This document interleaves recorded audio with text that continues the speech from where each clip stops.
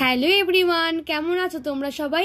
আশা করি তোমরা সবাই খুব ভালো আছো। তো আজকে তোমাদের সাথে যে ব্লগটা আমি শেয়ার করছি সেটা প্রায় আমি অনেকদিন ধরে ভাবছি দেবো কিন্তু এই করে করে দেওয়াই হচ্ছে না। ফার্স্টলি আমার তো এক্সাম চলছিল, তাই ব্লগটা এডিট করতেও পারিনি আর দেওয়াও হচ্ছিল না।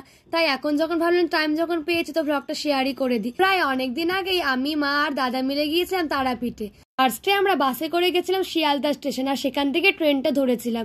কিন্তু বিশ্বাস করো, ট্রেনটা যেহেতু লোকাল ট্রেন ছিল, মানে এতটা দেরি হবে ভাবতেই পারিনি। আমরা প্রায় 11:30-12টা নাগাদ ট্রেনে উঠেছিলাম, আর পৌঁছতে পৌঁছতে তো প্রায় সন্ধ্যাই হয়ে গেছিল।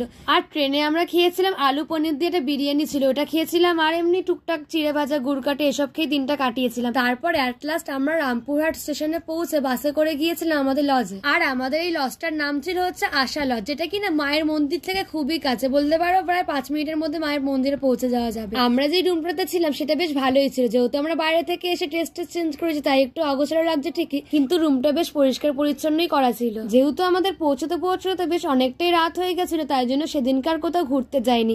তাই রাতে একেবারে ডাল ভাত, মাছ ভাজা আর এঁচড়ের তরকারি দিয়ে ডিনারটা সেরে ঘুমিয়ে পড়েছিলাম। কিন্তু তার পরের দিনে আমরা লুচি আর আলুর তরকারি ব্রেকফাস্ট করে চলে গিয়েছিলাম মায়ের দর্শনে। আর সেদিন থেকে শুরু হয়েছিল আমাদের আসল ঘোরা। মানে আমরা এই 3 দিনে এত জায়গা ঘুরে ফেলেছি, যেটা কিনা আমরা বাড়ি থেকেও ভেবে যাইনি যে এরম জায়গায় ঘুরতে যাব।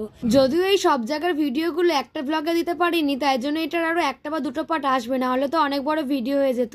যাই হোক, মন্দিরে প্রবেশ করতে করতে বাইরে দেখলাম অনেক কিছুর দোকান বসেছে, মানে ঠাকুরের ছবি থেকে শুরু করে মিষ্টির দোকান, ঠাকুরের জিনিসপত্র, মানে সমস্ত কিছুই বাইরে ছিল। সেখানেই ঘুরতে ঘুরতে আমরা পৌঁছে গেলাম মায়ের মন্দিরে। তো আমরা মন্দিরে প্রবেশ করে দেখলাম দুজনে এখানে এরকম বাজনা বাজাচ্ছিলেন। আর সেদিনকে কিন্তু মোটামুটি কমই ভিড় ছিল, বলতে গেলে অনেকই কম, কারণ আমরা যেদিন পুজো দিয়েছিলাম সেদিন তো মারাত্মক ভিড় ছিল। আর ওপরে যে লাইনটা দেখতে পাচ্ছ না, ওখানে সবাই পুজো দেওয়ার জন্য লাইনটা দিয়েছিলেন। তাও বলবো সেদিনকে অনেকটাই ফাঁকা ছিল। আর এখন যে জায়গাটা তোমাদেরকে দেখাবো সেই জায়গাটা দাঁড়িয়ে আমরা মায়ের দর্শন করেছিলাম। যেহেতু আমরা সেদিনকে পুজো দিইনি, তাই ওখানে দাঁড়িয়েই মায়ের দর্শনটা করেছিলাম। আর শুধু আমরা না, এখানে কিন্তু বহু মানুষের ভিড় হয়েছিল শুধু মায়ের মুখটা দেখার জন্য। এই যে এই জায়গাটা দেখতে পাচ্ছ, এই জায়গাটারই কথা বলছিলাম। এখানে কিন্তু মায়ের মন্দিরের পাশাপাশি আরো অনেক কটা মন্দিরই ছিল, যেমন শিব ঠাকুরের মন্দির, বামাখ্যাপা দেবের মন্দির, এরকম আরো অনেক মন্দির ছিল। এরপর সেখান থেকে বেরিয়ে আমরা চলে গেছিলাম আরো একটা জায়গায়। ফার্স্টে তো আমি, মা, দাদা মিলেই ঘুরছিলাম। তারপর আমাদের ওই গ্রুপটার সাথে দেখা হয়ে গেছিল, তো ওদের সাথে সবাই মিলে একসাথেই ঘুরতে গেছিলাম। আমরা গেছিলাম সতী মায়ের ঘাটে। আর সতী মায়ের ঘাটের পাশে এরকম একটা মন্দিরও ছিল, যেখানের পরিবেশটা খুব সুন্দর ছিল। মানে এত যত্ন করে ওরা চারদিকটা রেখেছিল। বিশেষ করে সেখানে একটা দিকে পুরো ফুলের বাগান ছিল, একদিকে ফলের গাছ আর এরকম সবজিগুলো, আর বাঁধাকপি গুলোকে দেখতে তো কত সুন্দর লাগছিল। দাঁড়াও,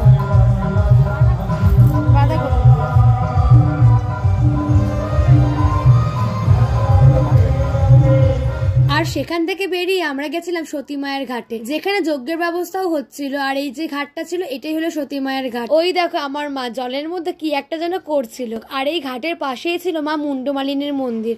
সত্যি বলতে এত যে নামের ঠাকুর হয় আমি জানতাম না। তারপর সেখান থেকে মা কালীকে দর্শন করে আমরা চলে গেছিলাম তার পাশেই একটা জায়গায় যজ্ঞ হচ্ছিল। তো এখানে নানা ধরনের সবজি, চাল, ডাল দেওয়া ছিল, এগুলো হয়তো যজ্ঞতেই লাগে। আর যজ্ঞের আগুনটা দেখো ঠিক অনেকটা উঁচুতেই কিন্তু উঠেছিল। যেহেতু আমরা অনেকটা সকালেই বেরিয়েছিলাম, তাই খিদেও পেয়েছিল প্রচুর। আর দুপুরে আমরা খেয়েছিলাম ভাত, ডাল, একটা তরকারি, মাছের ঝোল, চাটনি, পায়েস আর মিষ্টি।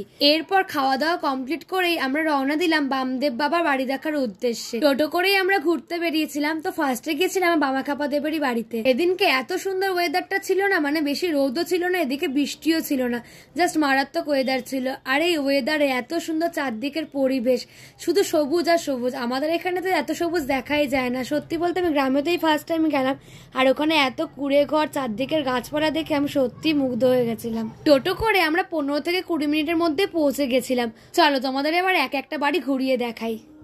প্রথমে গিয়েছিলাম এই বাড়িটাতে, যেখানে বামাখ্যাপা একটা সিরিয়াল হতো না, যারা অ্যাক্টিং করেছিলেন তারাও কিন্তু এসেছিল। এই যে ছবিটা দেখতে পাচ্ছ, এনাদের কথাই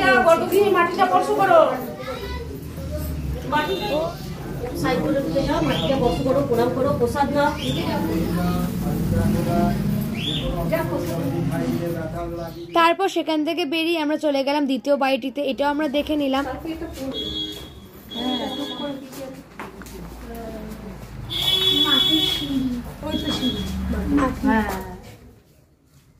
পুরো আলাদা গো। আর এখন যে জায়গাটা দেখতে পাচ্ছ সেখানে বামদেব ছোটবেলায় তারামায়ের সাধনা করতেন। আর সেখানে ওরকম স্ট্রাকচারের একটা মূর্তি রাখা ছিল, এই যে এই মূর্তিটার কথাই বলছি। এরপর আমরা চলে গিয়েছিলাম পাতাল ভৈরব। আর সেখানে ঢুকতে আমাদের সবারই ভয় লাগছিল, শুধু আমার মা ছাড়া। প্রথমত তো অনেক কটাই সিঁড়ি ছিল আর বাড়িটা পুরো ফাঁকা ছিল, কেউ ছিল না। যদিও আমি মায়ের পেছন পেছনে গেছিলাম, মাই সাহস করে নিয়ে গেছিল।